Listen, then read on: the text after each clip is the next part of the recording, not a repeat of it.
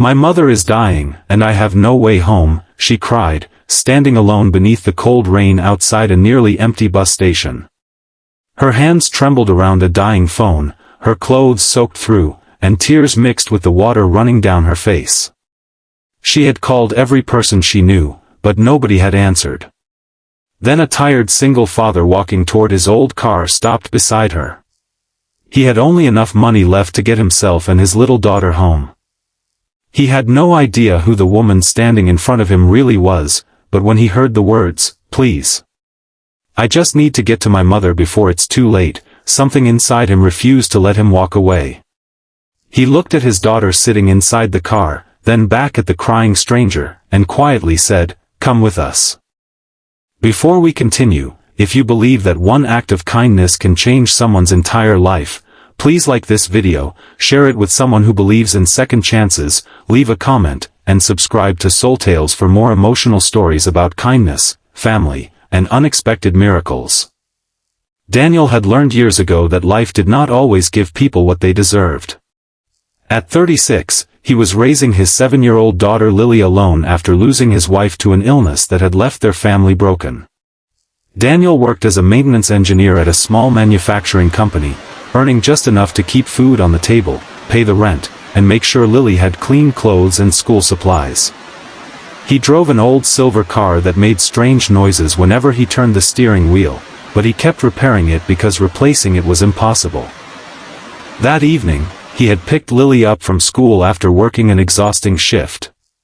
His daughter had fallen asleep in the back seat, hugging her small pink backpack against her chest. Daniel was thinking about the electricity bill waiting at home when he noticed the woman standing alone near the bus station. At first, he thought she was simply waiting for someone. Then he saw her drop her phone and collapse onto the bench. Daniel pulled the car over. He approached cautiously and asked if she needed help. The woman looked up with red, swollen eyes. She told him her name was Elena and that her mother had suddenly become critically ill in a small town several hours away. She had been trying to get home, but her bank card had been blocked after a suspicious transaction, her phone battery was almost dead, and the last bus had already left. She had called relatives, friends, and even her employer, but nobody had responded. She had been standing there for nearly 2 hours, watching every possible way home disappear. Daniel looked at the road ahead. It was already dark. The town she needed to reach was far beyond the city, and his car barely had enough fuel for the journey. He had planned to use the little money in his wallet to buy groceries for Lily. If he drove Elena home, they might not have enough fuel to return. For a few seconds, he stood silently, fighting with himself. He had responsibilities. He had a child depending on him. He could not afford to save everyone. But then Lily opened her sleepy eyes from the back seat and asked why the lady was crying. Daniel looked at his daughter and remembered something his late wife had once told him: when you have the chance to help someone who has nowhere else to turn, don't measure your kindness by what it costs you. Daniel took a deep breath and opened the passenger door. He told Elena to get inside. She stared at him as though she couldn't believe what she had heard. Daniel simply said that they would figure out the rest later. Elena climbed into the car, still crying, and thanked him repeatedly. Lily quietly offered her the small packet of tissues she kept in her backpack. Elena took them and smiled through her tears. For the first time that night, she felt she wasn't completely alone. The journey began through dark roads and heavy rain. Daniel drove carefully while Elena repeatedly tried calling the hospital. Each unanswered call made her anxiety worse. Finally, someone picked up. It was the nurse caring for her mother. Elena listened in silence, and her face suddenly went pale. The nurse told her that her mother's condition had deteriorated and the doctors were preparing the family for the possibility that she might not survive the night. Elena broke down. Daniel didn't ask questions. He simply kept driving. Hours passed. Lily woke up and began talking softly to Elena, telling her about school, her favorite storybook, and how her father always burned pancakes on Sunday mornings. Elena laughed for the first time that night. She told Lily that her mother used to make pancakes too. That small conversation brought warmth into the cold car. But Daniel's problems were getting worse. The fuel warning light came on. He checked his wallet at the next gas station and realized he had barely enough money to fill the tank. He bought only what he could afford and continued driving. Elena noticed what he had done and asked how much money he had spent. Daniel avoided the question. He didn't want her to feel guilty. Several miles later, the car suddenly began losing power. Daniel pulled onto the shoulder. He opened the hood and stared at the smoking engine. He knew immediately that the old vehicle had finally reached its limit. Elena panicked. Her mother might only have hours left, and they were still far from the hospital. Daniel tried to repair the problem with the few tools he carried in the trunk. His hands became covered in grease as rain poured down his face. Lily stood beneath an umbrella, watching her father struggle. Elena suddenly noticed something on the dashboard, a photograph of Daniel's late wife holding Lily as a baby. She understood then that this man was not simply helping her. He was carrying his own pain while making room for hers. Daniel eventually managed to restart the car. It wasn't perfect, but it moved. They continued. When they finally reached the hospital just before sunrise, Elena ran through the entrance without even closing her umbrella. Daniel and Lily followed behind. A nurse rushed toward Elena and told her that her mother was still alive but barely conscious. Elena entered the room and took her mother's hand. Her mother opened her eyes. For a few precious moments, mother and daughter simply looked at each other.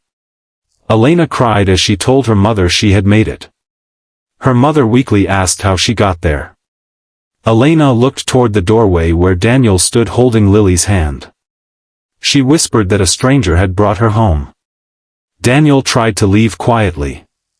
But before he could reach the elevator, Elena stopped him. She thanked him again. Daniel told her that anyone would have done the same. Elena looked at him and said that wasn't true. She had called people who had far more money, more influence, and more resources than he did, yet nobody had come. Then Elena revealed something Daniel never expected. She wasn't simply an ordinary employee struggling to get home. She was the CEO of one of the largest technology companies in the region. Daniel was stunned.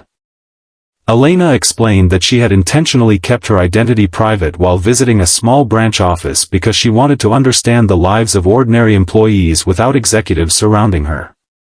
Her company had been preparing to restructure several departments, and she had spent months studying how the decisions affected people at the bottom. She had never expected that the person who would help her in her darkest hour would be a struggling single father who could barely afford his own journey. Daniel immediately told her he didn't help her because she was a CEO. He helped because she was a daughter who needed to see her mother. Those words changed Elena. Over the following weeks, Elena's mother slowly stabilized.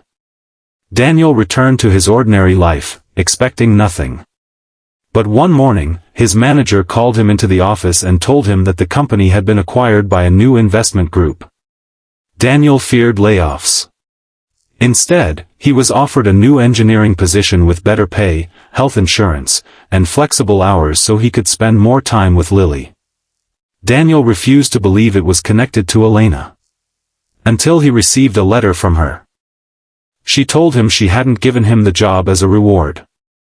She had simply recognized the kind of person he was and wanted him to have the opportunity he had been working hard for but never received. Months passed, and Daniel's life began to change. Lily no longer worried about whether they could afford school supplies. Daniel repaired his old car instead of replacing it, because he wanted Lily to remember where they had started. Elena's mother recovered enough to return home, and Elena began visiting Daniel and Lily regularly. What started as a desperate night on a rainy roadside slowly became a friendship built on trust, respect, and gratitude. One evening, Elena sat with Lily in the backyard while Daniel prepared dinner. Lily suddenly asked Elena whether she remembered the night they met. Elena smiled and said she could never forget it. She explained that she had believed she was the one being rescued that night. But later, she realized something much deeper. Daniel hadn't only taken her home. He had reminded her that kindness still existed. And sometimes, the person who saves you from your darkest moment is not someone with money, power, or influence. Sometimes, it is simply someone who sees you hurting and chooses not to walk away. If this story touched your heart, please take a moment to like the video, share it with someone who needs a reminder that kindness still matters, and subscribe to SoulTales. Your support helps us continue sharing stories about compassion, family, hope, and second chances. And before we reach the ending, I want you to leave one special comment: kindness always finds its way home. Because that rainy night, Daniel thought he was simply helping a stranger reach her dying mother's bedside. He didn't know that his kindness would open a new chapter in his own family's life. He didn't know that the woman crying beside his broken car would become someone who helped him rebuild the future he had almost stopped believing in.